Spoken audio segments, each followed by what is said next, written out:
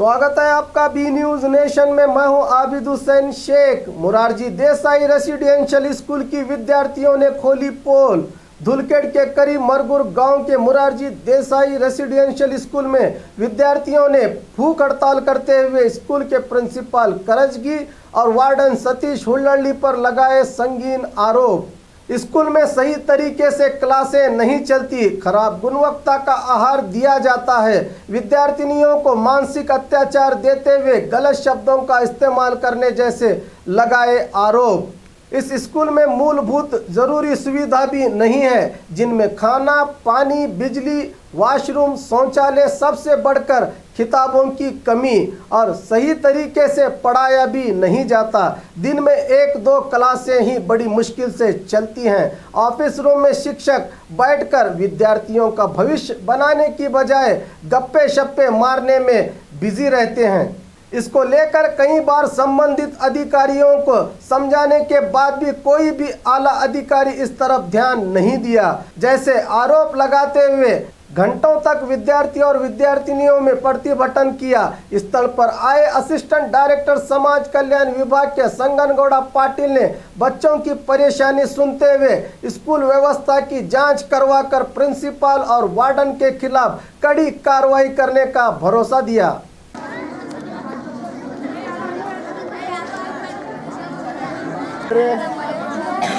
याकेंद्र ಮುಂದೆ ಬರ್ರಿ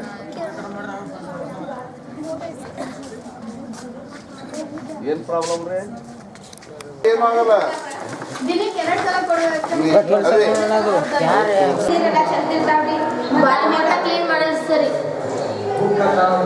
ಈ ಸಿಂಕ್ ವಾಟರ್ ಚಾಲು ಮಾಡೋದು ಸರಿ ಸಿಂಕ್ ಒಳಗೆ ನೀರು ಬರಂಗಿಲ್ಲ ಸ್ಟೋರೇಜ್ ಕೊಡೋದು ಸರಿ ಸಿಂಕ್ ಒಳಗೆ ನೀರು ಬರಂಗಿಲ್ಲ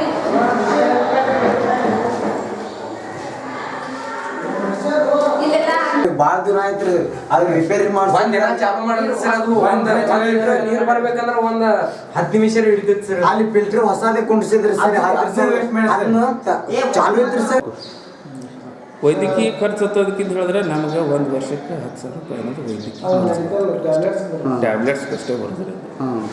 ಈ ಮಕ್ಕಳಿಗೆ ನಾವು ಆ್ಯಕ್ಚುಲಿ ಪ್ರೈವೇಟ್ ಹಾಸ್ಪಿಟ್ಲ್ಗಳಿಗೆ ನಾವು ಕರ್ಕೊಂಡು ಹೋಗ್ಲಿಕ್ಕೆ ಅವಕಾಶ ಇರೋದಿಲ್ಲ। ಆ್ಯಕ್ಚುಲಿ ಯಾರು ಹೋದರೂ ಕೂಡ ಅದಕ್ಕೆ ಹಿಡಿದಿಲ್ಲ। ಇನ್ನು ಸುಮ್ಮನೆ ನಮ್ಮ ಒಂದು ಮನವಿ ಮೇರೆಗೆ ಏನದ ಬೇರೆ ಧುಳ್ಖೇಡಾಗಲಿ ಅಥವಾ ಬೇರೆ ಕಡೆ ಹೋದ್ರೆ ಅವ್ರು ನೋಡ್ತಾರೆ, ಬಟ್ ಏನಾದರೂ ಪ್ರಾಥಮಿಕ ಆರೋಗ್ಯ ಕೇಂದ್ರಕ್ಕೆ ತೋರಿಸ್ಬೇಕಂತ ಅನ್ನೋದು ಐತಿ। ಮತ್ತು ಅದ್ರ ಖರ್ಚೆಲ್ಲ ವಿದ್ಯಾರ್ಥಿಗಳಿಗೆ ಕೊಡ್ಬೇಕಂತ ಹೇಳಿದ್ರೆ ಹಾಗೇನಿಲ್ಲ, ನಾವೇ ಎಷ್ಟೋ ಜನ ನಮ್ಮದು ಸ್ಟಾಫ್ನವ್ರು ಎಷ್ಟೋ ಮಂದಿ ಇರ್ತಾರೆ, ಈಗ ನಿಮ್ಗೆ ಹೇಳಿರ್ತಾರೆ ತಿಳ್ಕೊಡ್ರಿ, ಎಷ್ಟೋ ಸಂದರ್ಭದಾಗ ನಾವೇನದ ಈ ಶಿಕ್ಷಕರ ಬೈಕ ಈ ಶಿಕ್ಷಕರ ಬೈಕ ಎಲ್ಲರದ್ದು ಸೇರ್ಕಿಂದ ನಾವೇನದ ನಮ್ಮ ಓನ್ ಖರ್ಚಿನಾಗೆ ಒಯ್ದಿರ್ತಕ್ಕಂಥ ಪ್ರಕರಣ ನನಗೆ ಗೊತ್ತದ। ನಾನೇ ಹೇಳಿರ್ತೀನಿ, ಗಾಡಿ ಕೊಡ್ರಪ್ಪ ಇವ್ರಿಗೆ ಒಂದು ಸ್ವಲ್ಪ ತೋರ್ಸ್ಕೊಂಡು ಬರ್ರಿ ಅಂತಂದ್ಕಿಂತ ಹೇಳಿರ್ತೀವಿ, ತೋರ್ಸ್ಕೊಂಡು ಬಂದಿರ್ತಾರೆ।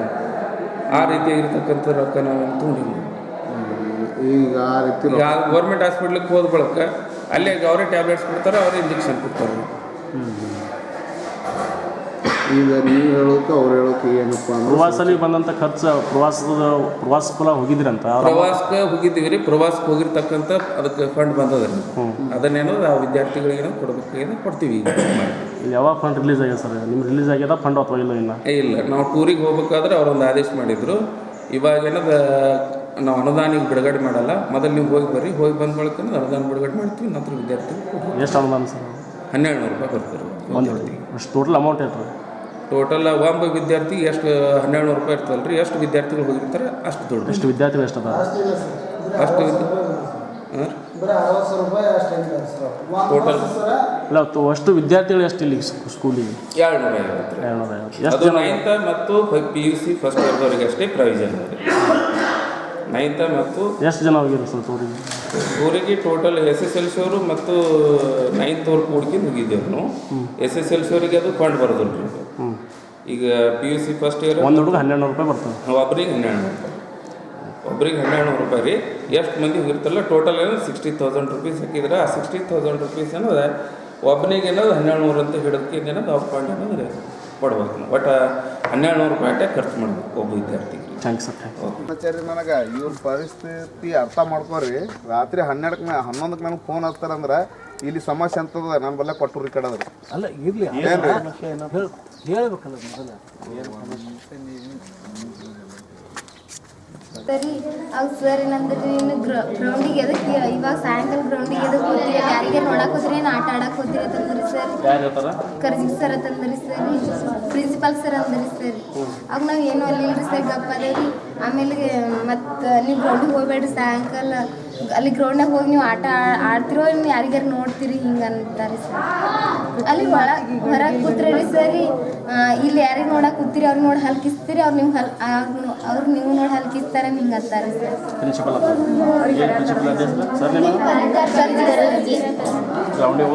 ಹಾಂ ರೀ ಸರ್ ಮತ್ತು ಕಲ್ಲಂಗಡಿ ತರಿಸ್ರಿ ಅಣ್ಣಗಳ ಕಡೆ ತಿನ್ನಕ್ಕೆ ತರಿಸ್ರಿ ಸರ್ ಏನರ ಮಿಸ್ಅಂಡರ್ಸ್ಟ್ಯಾಂಡ್ ತಿಳ್ಕೊತಾರೆ ಸರ್ ನೀವು ಇಲ್ಲಿ ಕಲ್ಲಂಗಡಿ ಕೊಟ್ಟರಂದ್ರೆ ನಿಮ್ಮ ಮನ್ಯಾಗ ನಿಮ್ಮ ತಂಗಿಗಳಿಗೆ ಇನ್ನೊಬ್ಬರು ಕಲ್ಲಂಗಡಿ ಅವ್ರಿಗೆ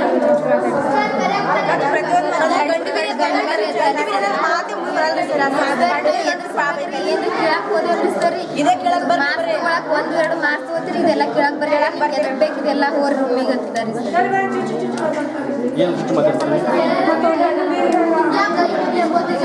ಗಂಟಬಿರಿ ಟೈಪ್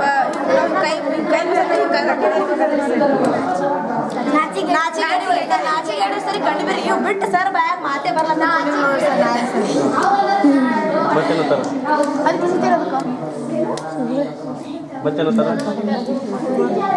ನಿಮಗೆ ಏನೇನು ಬೇಗ ಬೈತಾರ ಅದು ಹೇಳಿ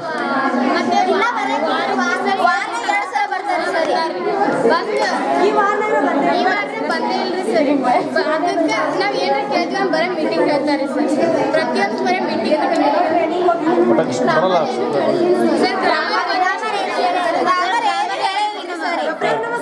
English subject English subject sir ಬಂದಿರಿ ಸರ್ ನಮ್ಮ ರೂಮಿಗೆ ಬರ್ರಿ ನಾಚಿಗೇಡಿ ಇವತ್ತಲ್ಲ ಒಳಗೊಂದು ಮತ್ತು ಅವಾಚ್ಯ ಶಬ್ದಗಳು ಯಾವ ಬೈತಾರ ಅಂತ ಅವ್ರು ದಿನವ್ರು ಬರ್ತಾರೆ ದಿನವ್ರು ಒಳಗೆ ಕರ್ಕೊಂಡು ಮಾಡ್ತೀರಿ ನೀವು ದಿನವ್ರು ಬಾಗ್ಲ ಹಾಕೋದ್ರೆ ಮಾಡ್ತಾರೆ ನೀವು ಸ್ವಲ್ಪ ಏನು ಅವ್ರು ಹಂಗೆ ಸುಮ್ ಬರ್ತಿರ್ತಾರೆ ಅವ್ರನ್ನ ಅಧಿಕಾರಿ ಏನಿಲ್ಲ ಸುಮ್ ಬರ್ತಾರೆ ಒಳಗೆ ಬರ್ತಾರೆ ಸರ್ ನಾನು ಸುರೇಶ್ ಗೌಡ ರಾಮಚಂದ್ರ ಪಾಟೀಲ್ ಗ್ರಾಮ ಪಂಚಾಯತಿ ಅಧ್ಯಕ್ಷರು ದುಳುಕೇಡ. ಇವತ್ತಿನ ದಿವಸ ಮುರಾರ್ಜಿ ಶಾಲೆಯಲ್ಲಿ ಒಂದು ಮಕ್ಕಳು ಸ್ಟ್ರೈಕ್ ಮಾಡ್ತಾರಂತ ಸುದ್ದಿ ತಿಳಿದ ತಕ್ಷಣ ನಾನು ಶಾಲೆಗೆ ಭೇಟಿ ಕೊಟ್ಟಾಗ ಮಕ್ಕಳ ಕೆಲವೊಂದು ಬೇಡಿಕೆಗಳನ್ನು ವಿಚಾರಿಸಿದಾಗ ಶಾಲೆಯ ವಾರ್ಡನ್ನು ಮತ್ತು ಪ್ರಿನ್ಸಿಪಾಲ್ರ ಬಗ್ಗೆ ಕೆಲವೊಂದು ಕಂಪ್ಲೇಂಟ್ಗಳನ್ನು ಈ ಮುದ್ದು ಮಕ್ಕಳು ನನ್ನ ಮುಂದೆ ಹೇಳಿಕೊಂಡಿದ್ದಾರೆ. ವಾರ್ಡನ್ನವರು ಸರಿಯಾಗಿ ಊಟದ ವ್ಯವಸ್ಥೆ ಇಲ್ಲ, ಆಮೇಲೆ ಈ ಸ್ಪೋರ್ಟ್ಸ್ ಸಲುವಾಗ ಕೊಟ್ಟಂಥ ಬಟ್ಟೆಗಳನ್ನು ನಮಗೆ ಕೊಟ್ಟಿಲ್ಲ, ಸರಿಯಾದ ವೇಳಾಪಟ್ಟಿ ಪ್ರಕಾರ ನಮಗೆ ಊಟ ಮಾಡಿಸೋದಿಲ್ಲ ಅಂತ ಒಂದು ಆಪಾದನೆ ಇದೆ ಅವ್ರದ್ದು. ಪ್ರಿನ್ಸಿಪಾಲ್ರಾಗಲಿ ಅಥವಾ ವಾರ್ಡನ್ನಾಗಲಿ ಮಕ್ಕಳಿಗೆ ಅವಾಚ್ಯ ಶಬ್ದಗಳನ್ನು ಉಪಯೋಗ ಮಾಡ್ತಾರಂಥ ಮಕ್ಕಳು ದೂರಿದ್ದಾರೆ.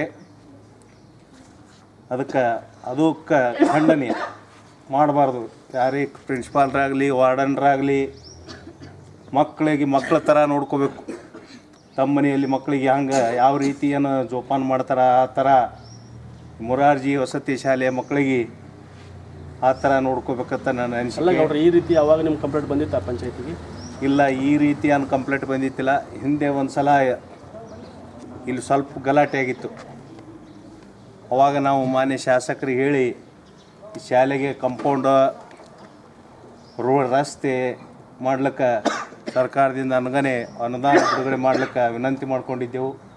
ಆ ಪ್ರಕಾರ ಮಾನ್ಯ ಶಾಸಕರಾದ ರಾಜು ಆಲ್ಗೂರ್ ಸಾಹೇಬರು 2 ರಿಂದ 3 ಕೋಟಿ ರೂಪಾಯಿ ಅನುದಾನವನ್ನು ಬಿಡುಗಡೆ ಮಾಡಿ ಇವತ್ತಿನ ದಿನ ಕಾಂಪೌಂಡ್ ಆಗಲಿ, ಗೇಟ, ಸೆಕ್ಯೂರಿಟಿ ಮತ್ತು ಭದ್ರತಾ ಸಿಬ್ಬಂದಿ ಅಲ್ಲ ಗೌಡ್ರಿ, ಈಗ ಮಕ್ಕಳು ಹೇಳ್ತಾರಲ್ಲ ಅದ್ರ ಸಲುವಾಗಿ ನೀವು ಏನು ಕ್ರಮ ತಗೋಬೇಕು ಮಾಡಿದ್ರಿ? ಈಗ ಅದರ ಸಲುವಾಗಿ ನಾವು ಮೇಲಾಧಿಕಾರಿಗಳಿಗೆ ಜೊತೆ ಚರ್ಚಿಸಿ ಈ ಮಕ್ಕಳ ಬೇಡಿಕೆ ಏನದ ಅದನ್ನು ಹಿರಿಯ ಅಧಿಕಾರಿಗಳೊಂದಿಗೆ ಮಾತನಾಡಿ ಇವರ ಬೇಡಿಕೆಗಳನ್ನು ಸರಿಪಡಿಸಲಿಕ್ಕೆ ಕೈಲಾದ ಮಟ್ಟಿಗೆ ಸಹಾಯ ಮಾಡ್ತೀವಿ ಅಂತ ಹೇಳಿ. ಇಲ್ರಿ ಹುಡುಗರದು ಅನೈತಿಕ ಸಂಬಂಧ ಬಗ್ಗೆ ನಿಮ್ಮ ಬಲಕ್ಕೆ ಏನಾದರೂ ಬಂದಿತ್ತ ಕಂಪ್ಲೇಂಟ್ ಇಲ್ಲಿವರೆಗೂ?